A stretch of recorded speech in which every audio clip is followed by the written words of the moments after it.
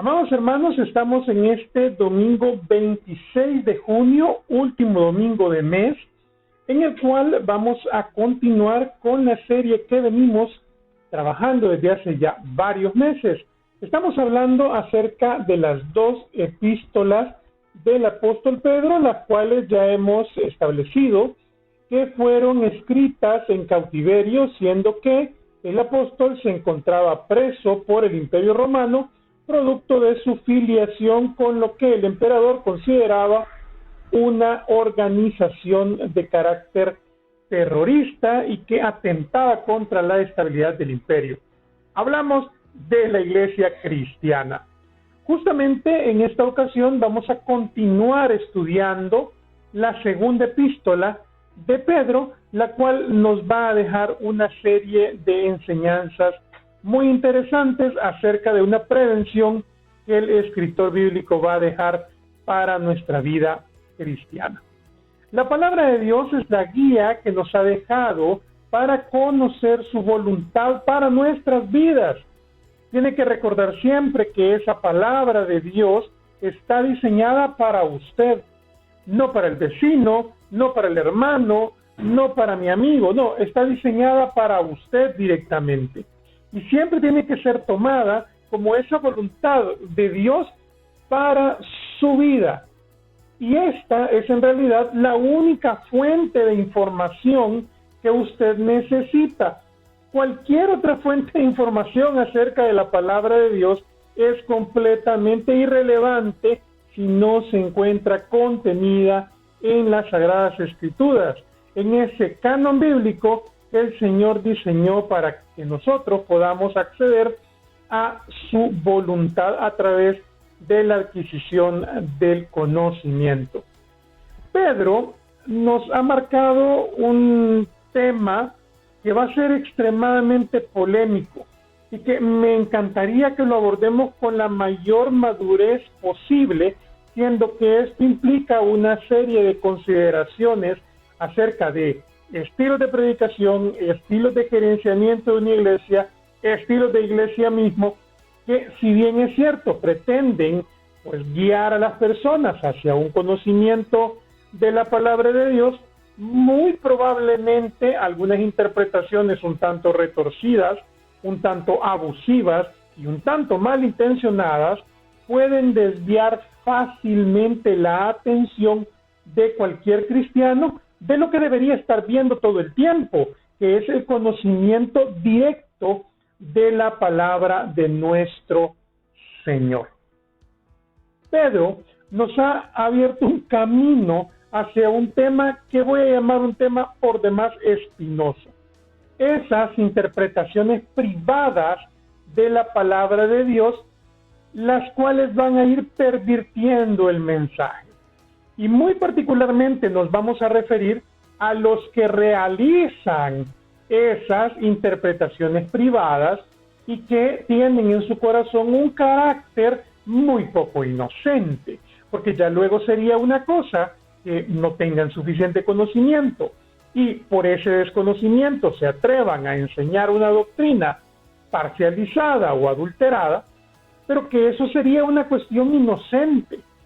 Sin embargo, aquí no estamos hablando de una situación inocente, sino que estamos hablando de personas que de manera inescrupulosa, por obtener beneficios en muchos sentidos, retuercen la palabra de Dios, retuercen el mensaje, le ponen una serie de cosas que simplemente están fuera del canon bíblico, simplemente están alejadas del mensaje que nuestro Dios ha dejado para que podamos disfrutar de él y sobre todo para que podamos tomar como conocimiento puro hacia la construcción de ese cristiano que se acerca a parecerse más a su Salvador. Vamos a estudiar entonces acerca de qué pasa con estas personas y cuál es el destino que Dios les tiene preparado. He de decir que la lección de hoy será el inicio del capítulo 2 de Segunda de Pedro. pero que va a quedar hasta cierto punto inconclusa, en tanto que hoy nos va a narrar algunas características de estas personas, cómo reconocerlas y cuál será el destino que éstas tienen para cuando sean juzgadas. Pero en la segunda parte del capítulo, que será lo que veremos en la próxima semana, nos va a dar algunas pautas fundamentales de cómo determinar cuando estamos frente a frente con uno de estos engañadores que pervierten el mensaje del Señor. Por lo tanto, quiero que tengan en perspectiva que esta lección quedará como en pausa, quedará como en capítulo, de tal suerte que veremos una primera parte y luego el Señor nos complementará de tal manera que estemos prevenidos para cuando nos enfrentemos a este tipo de individuos. Para poder poner un contexto muchísimo más claro, vamos a volver a los versículos que habíamos dejado como últimos en la lección anterior, que son justamente el final de Segunda de Pedro 1, en el cual se nos va a introducir en una advertencia muy sentida por parte de Pedro y que parece que era algo que necesitaba recalcar en la iglesia cristiana de la época, porque muy seguramente este mal de los falsos profetas o los falsos maestros ya se había difundido y se había vuelto un problema verdaderamente serio para la iglesia de la época en la que Pedro estaba escribiendo, y estamos hablando, por supuesto, del primer siglo después de Cristo, pero que va a ser perfectamente aplicable para nosotros. Ya en lecciones anteriores hemos visto que la división de capítulos y versículos no es en sí misma una división que se haya hecho en los escritos originales de la palabra de Dios. Los capítulos y versículos son divisiones, son agregados modernos que los cristianos hemos venido haciendo con tal de organizar un poco la lectura y facilitar el estudio. Pero en realidad los escritos bíblicos son monográficos, es decir, son un bloque de texto que no está subdividido en capítulos ni mucho menos. Por lo tanto, el capítulo 2 será una continuación natural de lo que Pedro viene hablando, y en esa lógica necesito que lo estudiemos.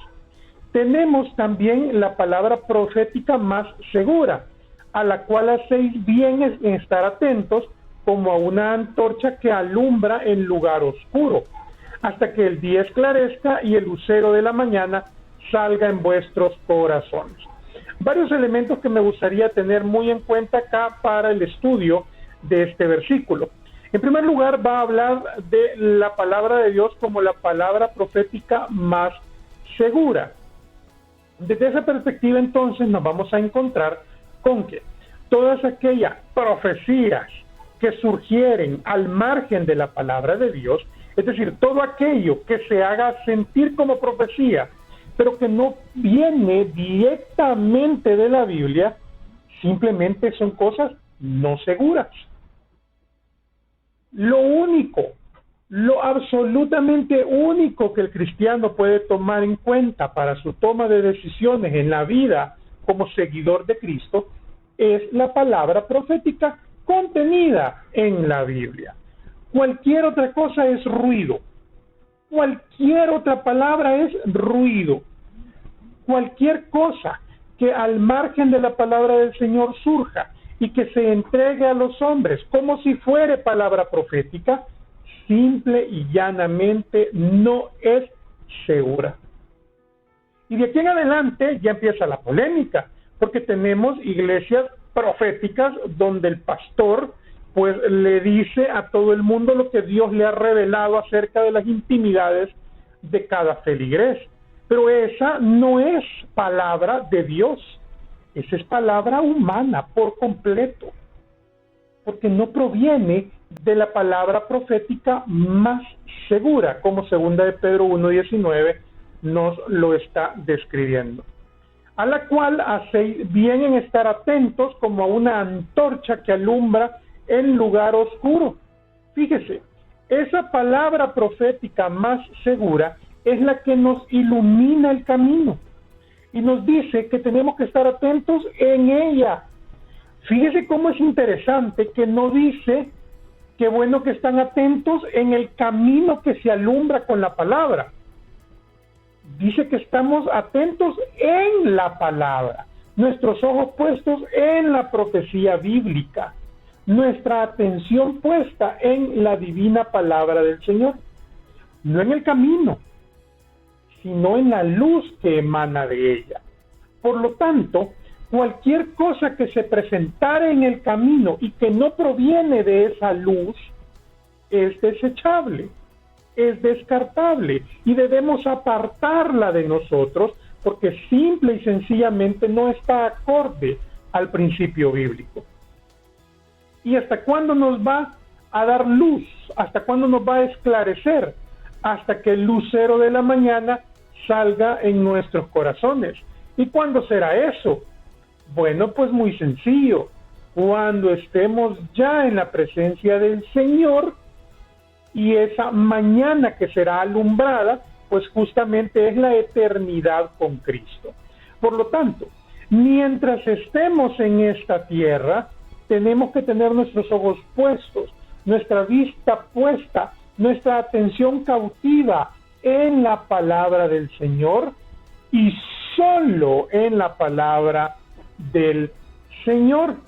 Y continúa entendiendo primero esto, que ninguna profecía de la Escritura es de interpretación privada, porque nunca la profecía fue traída por voluntad humana, sino que los santos hombres de Dios hablaron siendo inspirados por el Espíritu Santo. ¿Qué quiere decir esto, mis hermanos? Quiere decir que cuando una profecía, entre comillas, profecía, sea privada, es decir, sea para una persona o provenga de una persona, simple y sencillamente es cualquier cosa menos una profecía. Cuando venga alguien y le diga que el Señor le habló y que usted tiene que hacer tal o cual cosa para recibir bendición, o que usted tiene que pactar con Dios una cantidad de dinero para lo que sea, mire hermano, corra, porque ahí usted está enfrentándose a un perversor de la palabra de Dios. Y fíjese bien, también le aclara que la profecía nunca proviene, se lo repito, nunca proviene por invocación humana. Quiere decir que cuando usted va a una de estas iglesias donde le van a dar una palabra profética y el profeta le unge y le dice, el Señor me está hablando y dice tal y tal y tal y tal cosa, en realidad esa es una invocación humana, porque si esto viniere del Señor, proviniere precisamente de la voluntad de Dios hacia usted. ¿Y para qué necesita que un humano le diga a usted una palabra profética si usted ya tiene la Biblia completita para que pueda estudiarla y saber cuál es la voluntad del Señor? Ah, pero es que en la Biblia dice cosas generales y yo quiero algo para mí nada más. Ah, muy bien, usted lo que está pidiendo es una interpretación privada, justo lo que una profecía no es. Les dije que esta era una predicación un poquito polémica, pero es que la polémica proviene de ese anhelo del ser humano por sentirse muy especial y tener algo solo para sí. Y la verdad es que la palabra de Dios ya provee un mensaje personalizado para cada uno de nosotros, pero nosotros queremos una profecía ya con nombre, apellido, dirección y número de teléfono, y eso la verdad es que no deja de ser una interpretación privada que se va a alejar de la palabra del Señor. Para introducir entonces el capítulo 2, me gustaría que estudiemos el libro de Mateo, capítulo 7, versículos 15 y 16, donde se nos va a dar una descripción muy interesante acerca de estos falsos profetas que son los que al final acaban por ir pervirtiendo la palabra de nuestro Señor. Guardaos de los falsos profetas que vienen a vosotros con vestidos de ovejas, pero por dentro son lobos rapaces. Por sus frutos los conoceréis. La figura que va a utilizar el autor bíblico en este caso es una figura por demás interesante en tanto que se asimila muy bien dentro de la cultura judía, una cultura de pastores que cuidan ovejas justamente de los lobos. Pero ¿qué pasaría si un lobo se vistiese de oveja? Podría penetrar entre las demás y cuando ya esté descuidada simplemente devorarla, simplemente comérsela, porque no tendría ninguna protección, siento que entró con un disfraz engañando a todos. Pues justamente así son esos falsos profetas. Pero la sentencia final de Mateo 7, 15, 16 es la que a mí más me agrada. Por sus frutos los conoceréis.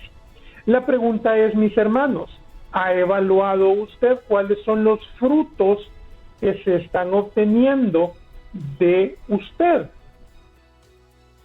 Porque ya luego usted estaba pensando en el pastor, ya luego usted estaba pensando en el maestro de escuela dominical, en el líder o en el anciano, pero ¿y usted? ¿Lo estamos conociendo por sus frutos en su vida cristiana? Porque ya Pedro habló de los frutos en el capítulo anterior, diseñándonos una ruta, ¿se acuerda? Una ruta que tenía que hacernos dar frutos en el espíritu, producto de una vida cristiana que está buscando el perfeccionamiento en la palabra del Señor. Quiere decir entonces que si sus frutos no nos dicen que usted es un cristiano, pregúntese si usted no está cayendo en esta categoría tan despreciable de aquellos que están disfrazados de ovejitas, pero que por dentro traen un lobo rapaz y peligroso para el rebaño del Señor. Segunda de Pedro 2.1 entonces nos va a dar una descripción muy interesante acerca de estas personas. Y me interesa mucho que Pedro inicia con una conjugación verbal bastante neutra, pero hubo también falsos profetas entre el pueblo.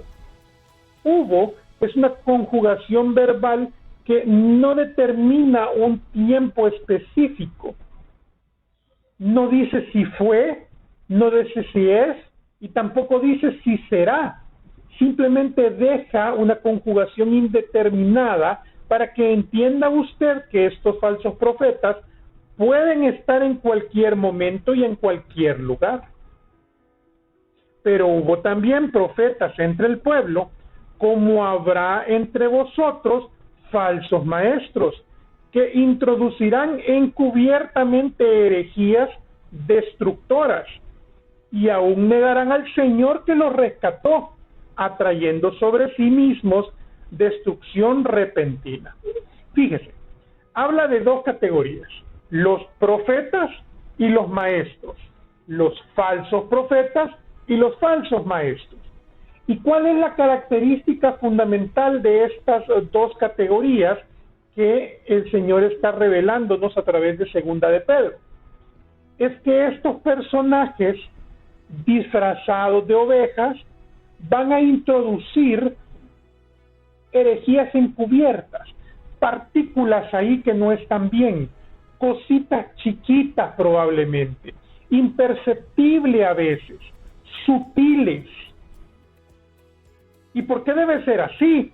Bueno, porque si yo vengo y le digo a usted que le estoy mintiendo, o me invento una fábula maravillosa con una locura, un disparate inverosímil, rápidamente usted me va a descubrir en la mentira y ya luego pues no lograré mi objetivo.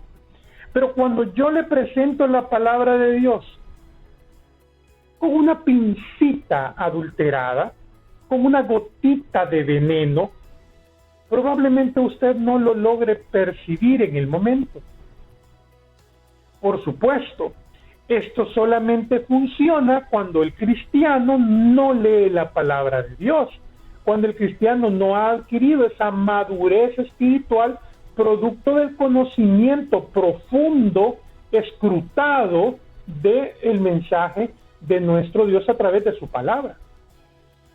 Estos falsos profetas y estos falsos maestros únicamente pueden hacer lo que hacen de manera sutil, porque el cristiano no aprende de la palabra de Dios, no se preocupa por revisarla a profundidad. Fíjese cómo Pedro nos dice, mire, cuidado con los detalles, cuidado con la minucia, cuidado con lo que parece inofensivo. Porque ya luego esto que parece tan inofensivo y que no debería representar, al menos no en lo evidente, un problema, pues acaba por ser una herejía destructora. Porque ya luego es bien fácil tomar cualquier versículo de la Biblia y usarlo fuera de contexto, y estoy leyendo la Biblia, pero estoy diciendo cosas que la Biblia no afirma, sino dentro de un contexto que le cambia por completo el significado semántico del mensaje. Siempre se los he dicho, mis hermanos, un texto fuera de contexto es un pretexto, y es básicamente eso lo que hacen estos engañadores, tomar porciones, modificar alguna palabrita o sacarlo de contexto y crear de ahí una doctrina completamente nueva con herejías frontalmente. Pero es que ya luego, cuando la herejía evoluciona y cuando los cristianos ya deformaron el mensaje por falta de conocimiento y ya no entienden nada porque es que ya les han metido tantas mentiras que ya no distinguen entre la realidad y la ficción, entonces ya estos pueden perfectamente hasta negar al Señor y declararse dioses a sí mismos si quieren, y la gente les creerá porque la gente se fanatiza. Mire que hay fanáticos a fanáticos, fanáticos políticos que son capaces de adorar al político de su preferencia y defenderle aunque sea un corrupto a todas luces. Pues mire que igual pasa con los ministros del Señor, que algunos se fanatizan con el profeta, con el maestro, con el pastor.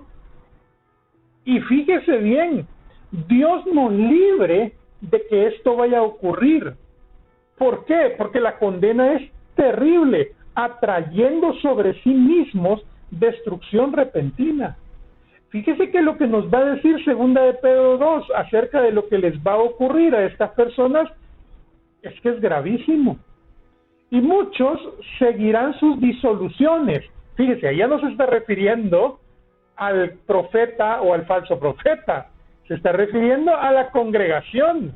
Muchos seguirán sus disoluciones, es decir, se van a subir al carro de la locura que están planteando, se van a subir a la herejía, se van a adherir a la herejía que se está predicando por falta de conocimiento. Y mire que la iglesia que tengo ahí en la imagen es una iglesia en Centroamérica llenita de fanáticos con una predicación sumamente cuestionable, una predicación llena de disoluciones. Y muchos la van a seguir por causa de los cuales el camino de la verdad será blasfemado. Es decir, cada vez que usted se fanatiza y no razona el mensaje que le están dando, usted se está convirtiendo en un cómplice de blasfemia contra la verdad de la predicación de Cristo. Mire qué gravísimo lo que nos está presentando Pedro. Gravísimo, mis hermanos, porque si no discernimos correctamente y si no adquirimos el conocimiento profundo y reflexivo, entonces nos vamos a convertir en blasfemos, producto de nuestro propio fanatismo, lo cual es de verdad algo que no recomiendo para ningún cristiano. Y aquí ya luego vienen los intereses, ¿verdad? Vienen las cosas que a cada uno pues le gusta porque desde luego que nos conviene. Y por avaricia harán mercadería de vosotros con palabras fingidas. Sobre los tales ya de largo tiempo la condenación no se tarda y su perdición no se duerme. Fíjese cómo es interesante. Harán mercadería de vosotros. Son mercaderes de la fe del pueblo. Yo no sé si a usted le gusta que lo traten como mercadería, que lo usen, que lo vendan y que lo compren. No lo sé, pero al menos a mí pues la verdad es que no me gusta que me traten como mercadería. Pero cuando usted, mi hermano, se convierte en cómplice de estas predicaciones no bíblicas, entonces usted está permitiendo que con esas palabras fingidas, que con esas palabras melosas, que con esas palabras de mensajes positivos, usted se convierta en mercadería de ellos.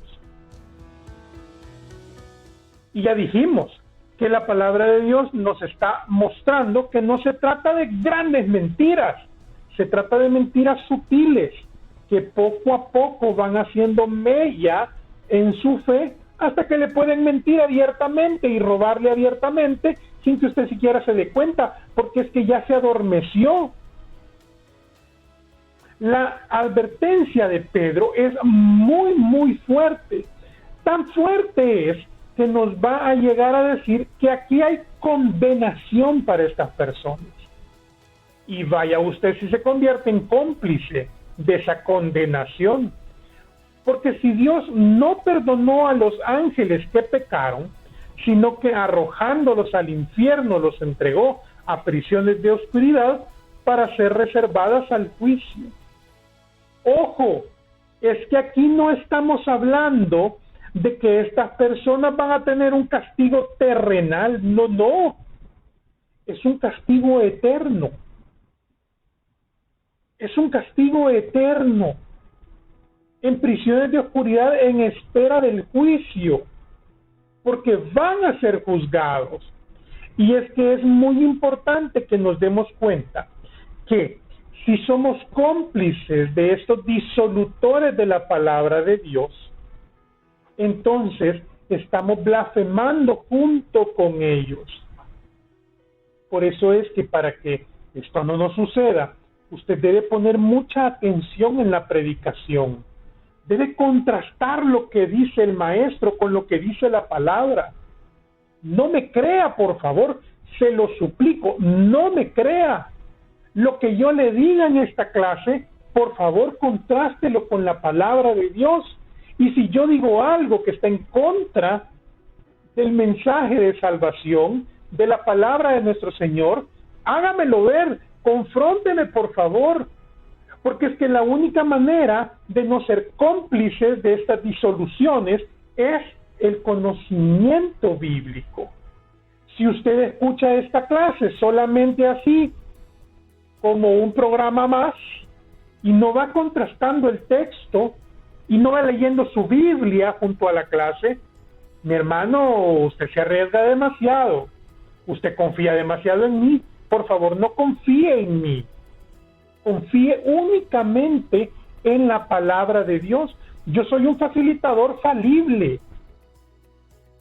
Pero quien tiene la responsabilidad de no caer en esta situación no es otro más que usted, mi hermano. Y continúa. Y si no perdonó al mundo antiguo, sino que guardó a Noé, pregonero de justicia, con otras 7 personas, trayendo el diluvio sobre el mundo de los impíos. Fíjese, sobre el mundo de los impíos, impío es el que no cree, está asemejándole a usted que sigue estas disoluciones a un impío. Fíjese cómo es de duro. Si no lo perdonó a este mundo impío, sino que solo salvó a Noé, porque era el único que practicaba la justicia, pregúntese si ahora mismo esto pasara, ¿estaría usted en el equipo de Noé? Y si condenó por destrucción a las ciudades de Sodoma y de Gomorra, reduciéndolas a cenizas y poniéndolas de ejemplo a los que habían de vivir impíamente. Mire que hay que tener muchísimo cuidado, porque es que ya luego el castigo de Sodoma y Gomorra es un castigo durísimo por una serie de cosas que ahí ocurrían. Pero a esa gravedad de diluvio, a esa gravedad de llover fuego, está asemejando a aquellos que hacen mercadería de la fe. Y libró al justo Lot, abrumado por la nefasta conducta de los malvados, porque este justo que moraba entre ellos afligía cada día su alma justa, viendo y oyendo los hechos inicuos de ellos. Me detengo acá. ¿Qué salvó a Lot? A Lot lo salvó que su alma se afligía al ver la perversión. Mi hermano, si usted escucha una predicación que va en contra siquiera mínimamente de la Biblia, y su alma no se aflige, y su alma no se perturba, y no quiere cambiar de estación de inmediato para no seguir escuchando herejías, hermano, preocúpese, porque usted no está del lado de Lot, usted está del lado de Sodoma y Gomorra, que ya me parece grave. ¿Sabe el Señor librar entonces de tentación a los piadosos y reservar a los injustos para ser castigados en el día del juicio?